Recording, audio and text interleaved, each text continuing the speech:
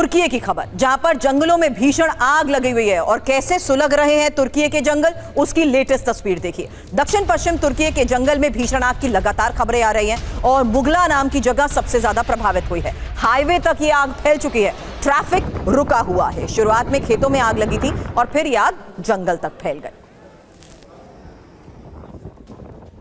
आग का दायरा बढ़ चुका है, आग पर काबू पाना मुश्किल हो चुका है। हाईवे तक ये आग फैल गई है।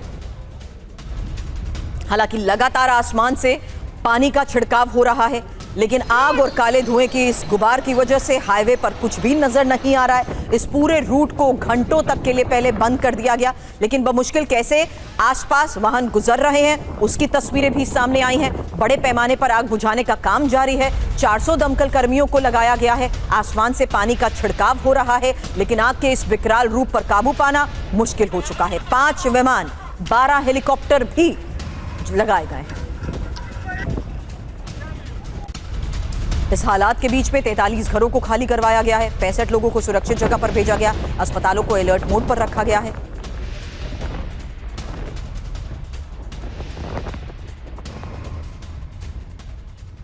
हालांकि पिछले 10 दिन से फ्रांस और स्पेन की सीमा पर भी आग की हालात और बेकाबू हो गए हैं और इस आग को बुझाना बहुत मुश्किल हो गया है। दक्षिण पश्चिमी फ्रांस के बोर्दो के जंगलों में आग बेकाबू हो चुकी है और अब तक 42,000 हेक्टेयर से ज्यादा जंगल जलकर खाक हो चुके हैं। करीब 2.2 लाख लोगों को 2 लाख से ज्यादा लोगों को सुरक्षित स्थानों पर पहुंचाए जाने का दावा किया जा रहा है। कुछ इलाकों में स्थिति सुधरने के बाद 15,000 लोगों को घर लौटने की इजाजत मिली है। आग का सबसे ज्यादा असर गिरोंद और लांद इलाकों पर भी है। 2,500 से ज्यादा दमकल कर्मी आग बुझाने में जुटे हुए हैं। तेज हवाओं की वजह से आग आसपास के इलाकों में फैल चुकी है। मैक्रो सरकार ने आगजनी को स्टेट इमरजेंसी घोषित किया है। खबर, आग बुझाने के लिए 18 से ज्यादा विमान लगाए गए हैं। तेज हवाओं और सूखे के कारण आग दोबारा भड़कने का खतरा भी बना हुआ है। हालांकि फ्रांस में इस हफ्ते चौथी हीट वेव शुरू होने से हालात और गंभीर हो सकते हैं और कई इलाकों में तापमान 37 डिग्री तक पहुंचने का अनुमान है। इस बीच राष्ट्रपति मैक्रो ने इसे द्वितीय विश्व युद्ध के बाद की सबसे गंभीर प्राकृतिक आपदाओं में से एक बताया है।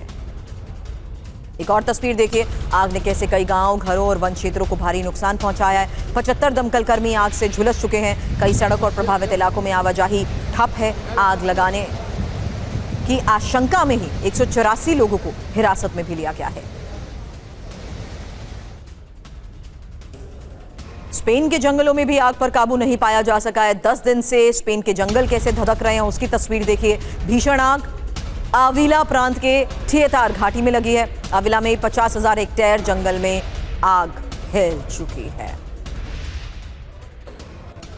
जंगल में आग से 14 लोगों की मौत की भी खबर है। 25,000 लोगों को प्रभावित इलाकों से सुरक्षित जगह पहुंचाया गया। आग को स्पेन के इतिहास की सबसे विनाशकारी जंगल की आग में से एक माना जा रहा है।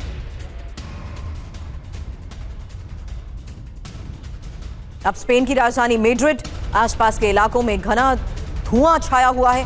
प्लेन से आग बुझाई जा रही है। यूरोपियन यूनियन ने भी स्पेन में भेजे आग बुझाने वाले विमान। तो लगातार स्पेन में आग के बढ़ते दायरे के बीच हालात बेकाबू हो चुके हैं। हर तरफ धुएं का ये गुबार।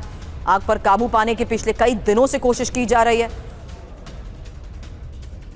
25,000 लोगों को रेस्क्यू किया गया है। जंगल में लगी आग से 14 लोगों की मौत की भी खबर है। 10 दिन से स्पेन के जंगल आग की चपेट में है। राजधानी मैड्रिड के आसपास के इलाकों में धुआं छाया हुआ है।